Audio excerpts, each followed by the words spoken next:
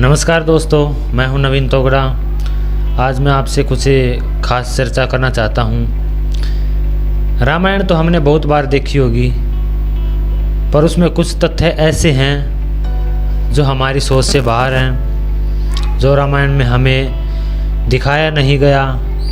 वो शायद क्लिप ही काट दी हो या फिर बनाया भी नहीं गया हो। आज मैं उसी के बारे में बात करने वाला हूँ।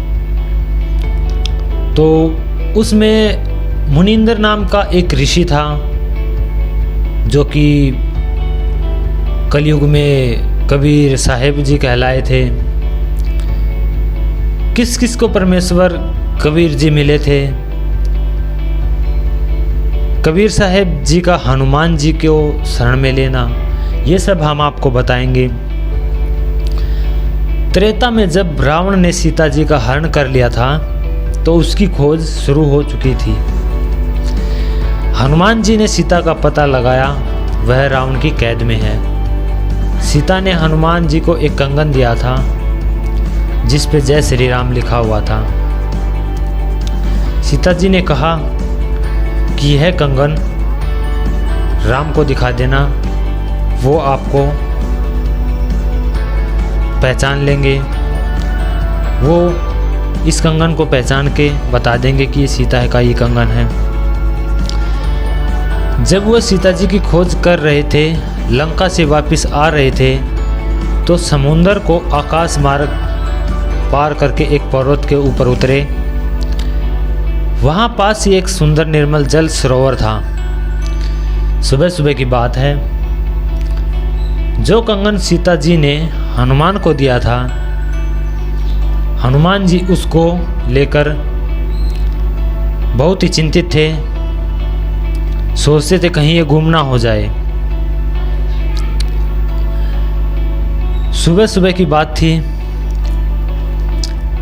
हनुमान जी उसको एक पत्थर पर रखकर स्नान करने लगे।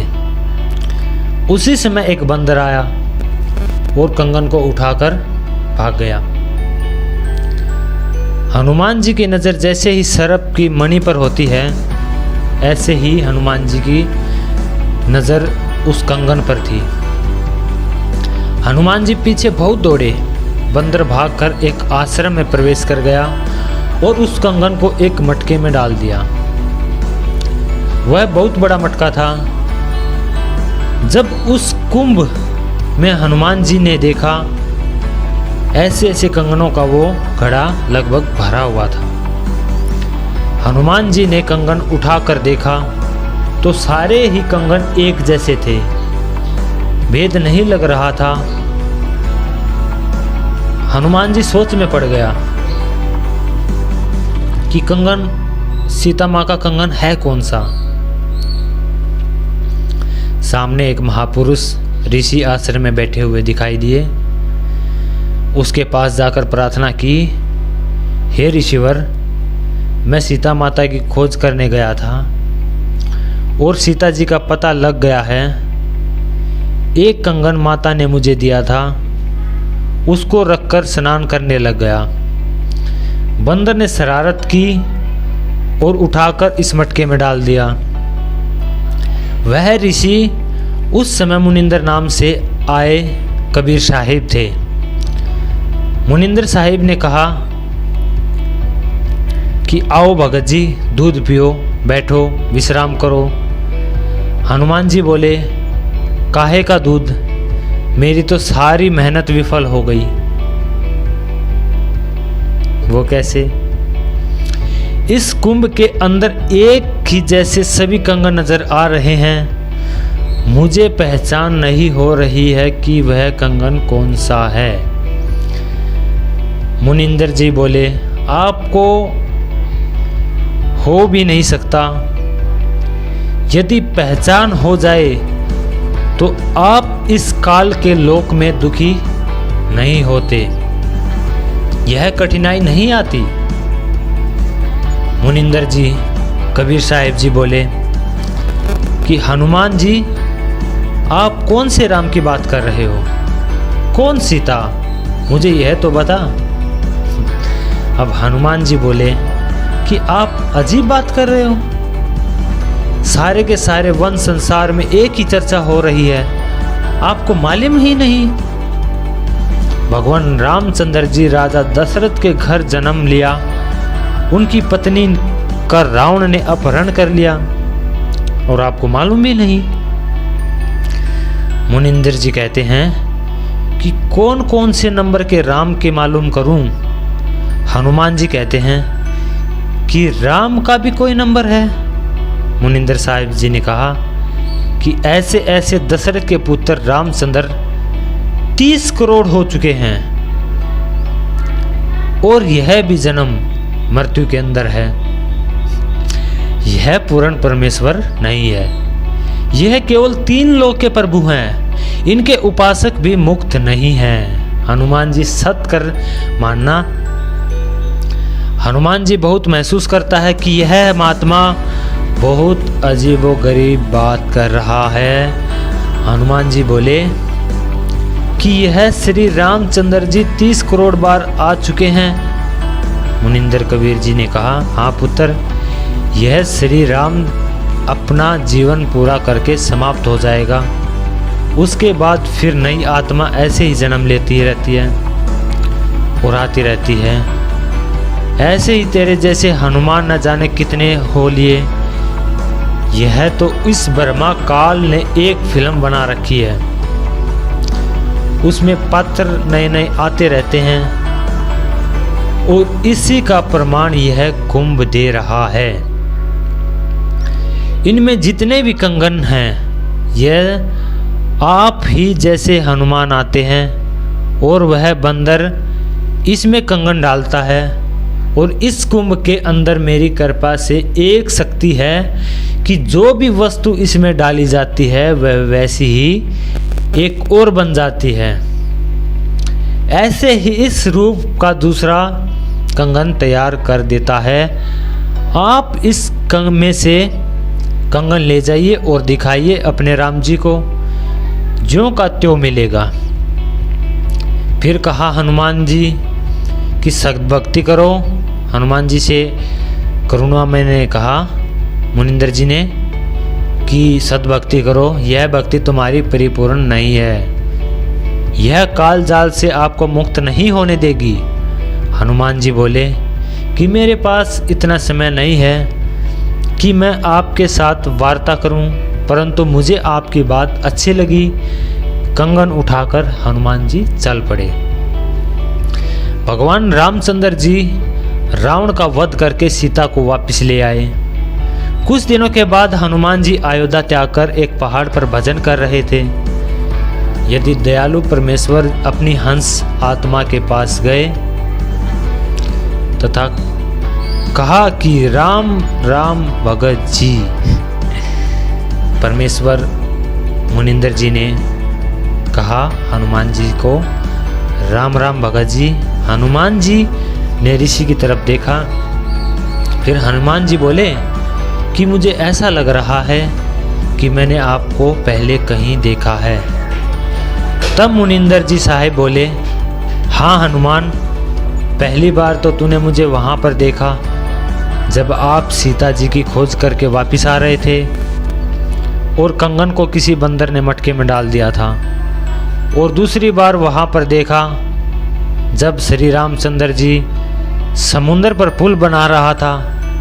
उस समय मैंने अपनी कृपा से पुल बनवाया था।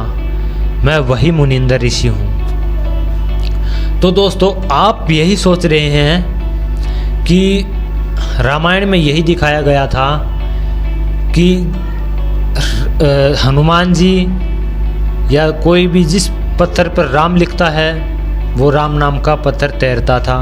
ऐसा बिल्कुल भी नहीं है, ये सरासर गलत है। वहाँ पर मुनिंदर नाम के कबीर साहिब जी, जो कि कलयुग में कबीर साहिब जी के नाम से आए थे, वो मुनिंदर नाम से पहले त्रेता में थे। तो मुनिंदर साहिब जी ने, कथा थोड़ी लंबी हो जाएगी इसलिए मैं शॉर्ट में बता देता हूँ। मुनिंदर साहिब जी ने ये कहा था कि उनसे एक शक्ति दी थी, जिस पत्थर पर मैं हाथ लगाऊंगा वो पत्थर इसमें तैरेगा। मुनिंदर जी ने एक बड़ा सा पहाड़ उसके चारों तरफ चक्कर लगाकर एक लीर लगा दी थी कि इस लीर के अंदर से आप जो भी पत्थर उठाओगे वो पत्थर तैरेगा। तब जाके वो समुंदर के अंदर से राम के नाम का जो पत्थर लगा था तब वो पुल बना था। तब श्री राम जी श्रीलंका पहुँचे थे सीता जी को लेने के लिए। हनुमान जी को याद आया, कहा कि आओ ऋषि जी बैठो, क्योंकि हनुमान जी बहुत प्रभु प्रेमी और अतिथि सत्कार करने वाले महापुरुष थे। कहा कि अब पहचान लिया। हनुमान ने कहा कि ऋषिवर मैंने आपको पहचान लिया। मुनिंदर जी ने फिर से प्रार्थना करते हुए कि हनुमान जी जो आप साधना कर रहे हो यह पूर्ण नहीं है, यह तुम्हें पार नहीं होने देगी, यह सर्वकला जाल है। सारी सृष्टि रचना सुनाई हनुमान जी को। हनुमान जी बहुत प्रभावित हुए। फिर भी कहा कि मैं तो इन प्रभु से आगे किसी को नहीं मान सकता ऋषिवर। हमने तो आज तक यही सुना है कि यह 3 लोक के नाथ विष्णु हैं और उन्हीं का जो मतलब कि उन्हीं का जो भी मतलब जैसे विष्णु हैं, ब्रह्मा हैं, शिव जी हैं, इन्हीं को मानने वाले हैं। तो मुनिंदर जी की उस ऋषि जी की मतलब जो कह रहे थे उन पे उन्होंने विश्वास नहीं किया। कबीर साहिब ने हनुमान जी को दिव्य दृष्टि दी। उन्होंने उन्हीं स्वरूप रामचंद्र जी आए। अगर मैं आपको सतलोक अपनी आंखों से दिखा दूं तो मान सकता हूं। तो हनुमान जी ने कहा कि आप मुझे वो सतलोक अपनी आंखों से दिखाएं तो मैं मान लूँगा कि ये तीनों देव हमारा कल्याण नहीं कर सकते। आप मेरा कल्याण सतलोक जाने के लिए आप कल्याण कर सकते हो, ये उन्होंने बोला हनुमान जी ने। तो कबीर साहिब ने हनुमान जी को दिव्य दृष्टि दी थी और समय आकाश में उड़कर सतलोक पहुंच गए हनुमान जी। पृथ्वी पर बैठे हनुमान जी को वह सब सतलोक का दृश्य दिखाया गया। मतलब कि बैठे वो पृथ्वी पर ही थे बट उसकी दिव्य दृष्टि सतलोक में चली गई थी। कहने का मतलब मेरा यही है। साथ में यह 3 लोक के भगवान के स्थान भी दिखाई दिए। ब्रह्मा विष्णु महेश इन तीनों के स्थान भी वहां पर दिखाई दिए। और वह काल दिखाई दिया जहां पर 1 लाख जीवों का प्रतिदिन आहार करता है। इनसे भी ऊपर जो है ब्रह्मा विष्णु महेश, इनका जो बाप है वो है काल, जो कि हनुमान जी को दिखाई दिया, जो कि पर डे एक दिन में 1 लाख मानव शरीर धारण करता है। 1 लाख इंसान को वो खाता है। उसी को ब्रह्मा विष्णु सरपुरुष तथा ज्योति स्वरूप निरंजन कहते हैं।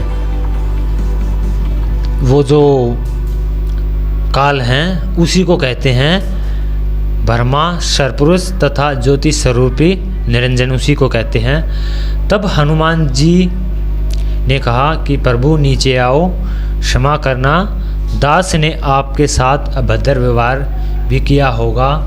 दास को शरण में ले लो। हनुमान जी को प्रथम नाम दिया, फिर सतनाम दिया और मुक्ति का अधिकारी बनाया। प्रमाण के लिए देखें कबीर सागर, हनुमान जी बोध देखना, उसमें सब आपको प्रमाण मिल जाएंगे। मैं अपने पास से कुछ भी नहीं कह रहा हूँ। आध्यात्मिक जानकारी के लिए आप संत रामपाल जी महाराज के मंगल परिवर्तन साधना चैनल पर प्रतिदिन 7:30 से 8:30 बजे देख सकते हैं। और लेते हैं आज के लिए हम आपसे इजाज़त। नमस्कार, धन्यवाद। और ऐसे ही इंटरेस्टिंग कहानियाँ जो कि रियलिटी है हम आपको आपके समक्ष कराते रहेंगे। जय हिंद, नमस्कार, सत साहिब।